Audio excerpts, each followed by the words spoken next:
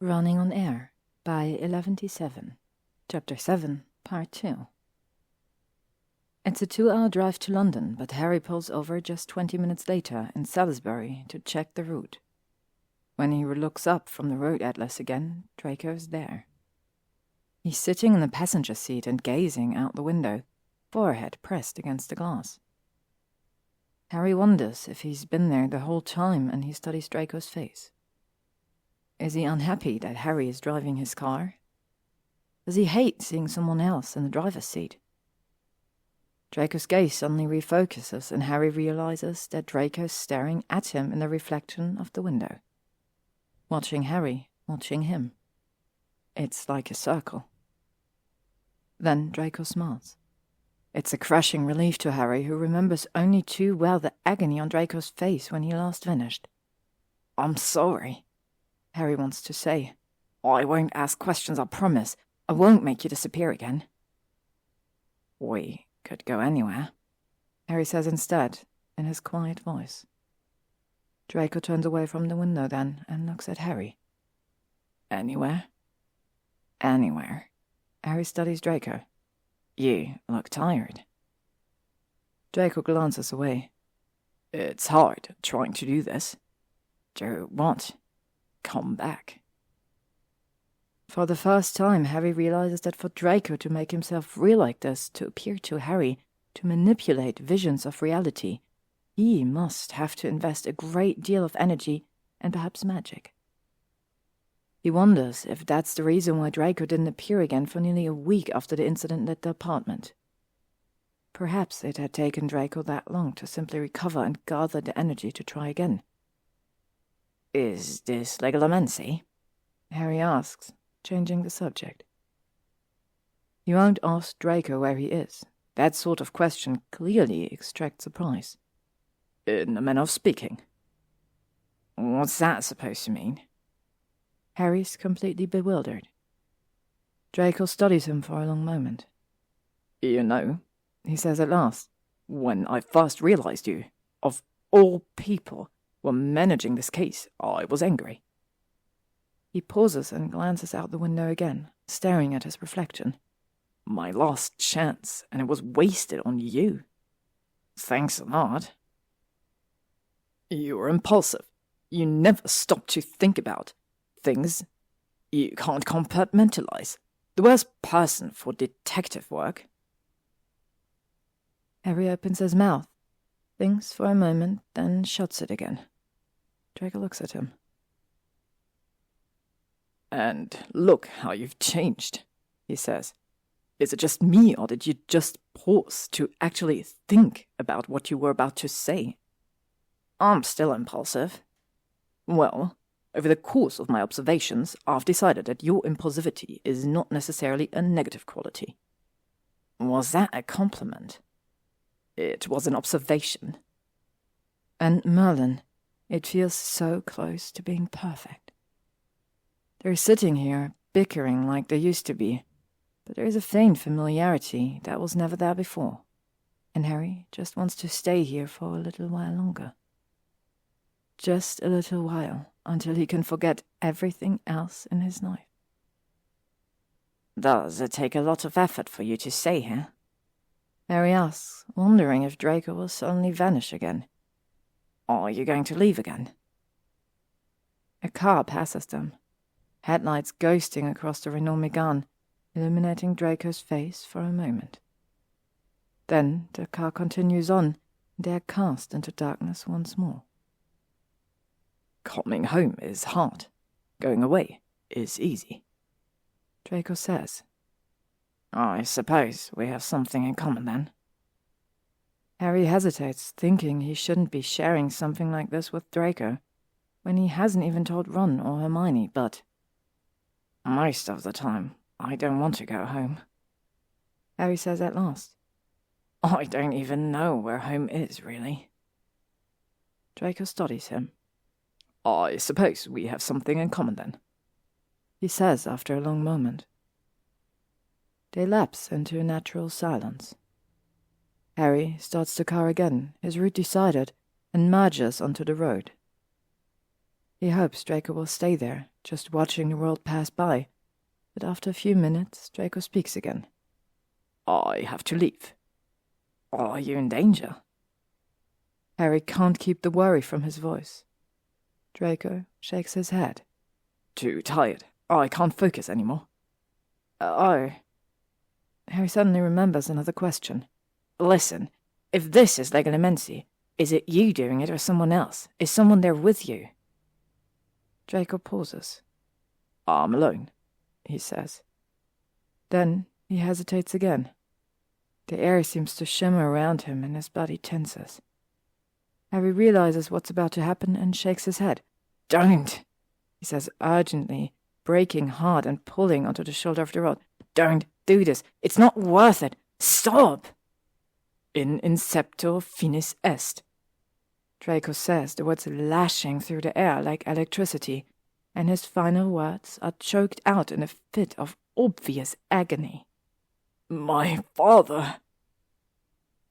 And the rest is lost in a strangled cry before he vanishes with another sound like glass shattering. Harry sits for a long moment, listening to the engine idle, waiting for his hands to steady again. How long will it take Draco to recover this time? What price is he paying right now? An impossibly high price, it seems, for 6 little words. By the time he arrives in London and parks the car in the apartment block's garage, it's past 10 o'clock and Ginny will be asleep. He walks slowly to the apartment, his body feeling heavy and his mind weary. He doesn't want to deal with anyone or anything. Coming home is hard. Going away is easy. Draco Malfoy knows him better than Harry knows himself. Friday is the day that Harry tells Ginny he's never coming home. The evening starts beautifully. It's a week before Christmas and the streets are resplendent with their festive displays and twinkling lights. Couples are holding hands as they skate around the Tower ice rink. Carolers sing beneath the Christmas tree in Trafalgar Square. In Diagon Alley, the shops are open late to accommodate holiday shoppers. As they hurry past quality Quidditch supplies, Harry glances at the sign in the window. Buy the latest Skyblazer and make it home for Christmas. Harry remembers reading the same sign in the first week of December, and it feels like a lifetime ago. The restaurant itself is small and cheerful, with a fire crackling merrily and wreaths of holly twined around the windows. It reminds Harry of the 3 broomsticks. They are ushered to a discreet corner where Harry won't be bothered with stares and Ginny won't be badgered by ardent Quidditch fans. Harry orders a spiced meat and Ginny spends some time using a list of festive cocktails before she orders something called a peppermint dragon. Harry, she says just after the waitress has disappeared, they'll be doing the big announcement next week, so I wanted to make sure you knew first.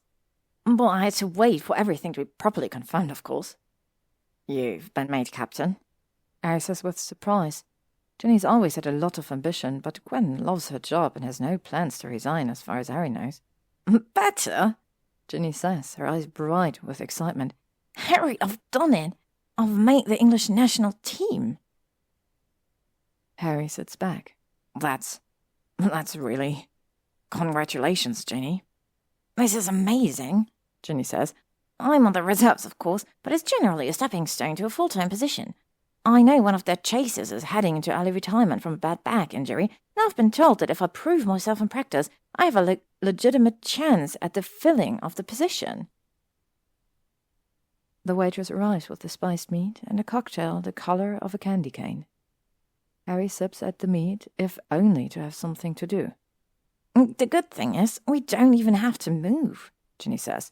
We're perfectly located for international travel. Of course, a bit closer to central London would be nice, but we'll see what happens. I'll have to travel a lot more, of course, but it's a necessary part of joining the team. Maybe a few months ago, Harry would have nodded and smiled and convinced himself he was happy. Or at least that it was selfish to be unhappy. His conversation with the Draco circles his mind like a flurry of snow. Most of the time, I don't want to go home. It was the most truthful thing he'd said for a long time. The apartment isn't home. He's never called it home, and he never will. And then, the second realization rolls in like thunder when Ginny smiles and asks Harry what his big announcement is. I learned to drive, he says. Did you really? That sounds like fun. You'll have to take me for a drive sometime. And Harry opens his mouth to say, I learned to drive from Matthew then, because then the whole story can unravel. Matthew, who's married to Astoria. Astoria, who Harry met through working Draco's case and speaking to Narcissa. Narcissa, who gave Harry the Renault Megane, which is right now parked at their apartment. The Renault Megane, which is so important because Draco loved to drive it everywhere. Draco, who appears in memories to help Harry, who has observed him for months, who's changed his mind about Harry in the same way Harry changed his mind about Draco. Draco, who once said, What's the point in that? Sitting in a box only going where someone else takes you. And Harry can't let go of that, because every time he hears Ginny call the apartment a box in the sky, he experiences a crippling sense of loss and self-doubt. Draco, whose absence Harry can't stop thinking about. And isn't it funny that Draco is never physically there, but it always feels like he's there mentally, but for Ginny it's the other way around? Or maybe it's not funny. Maybe it's just depressing and makes Harry feel like going back to the Renault Megane and driving until Draco comes back again, and then everything will be all right. But Harry doesn't say any of that. He smiles instead and nods his way through dinner and waits until they've apparated home.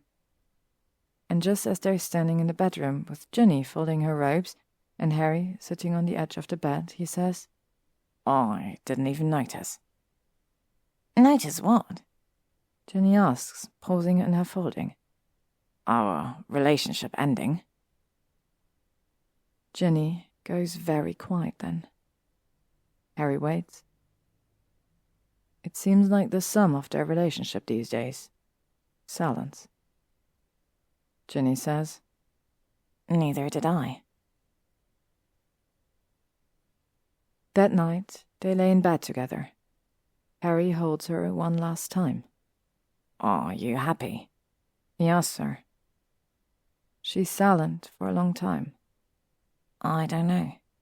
Are you? No, Harry says truthfully. I didn't even notice, Ginny says, and he catches the sadness in her voice and holds her tighter. It's all right. I should have noticed. It's all right, Harry repeats. In the morning, he wakes up alone. Ginny has gone to Quidditch practice. To be continued.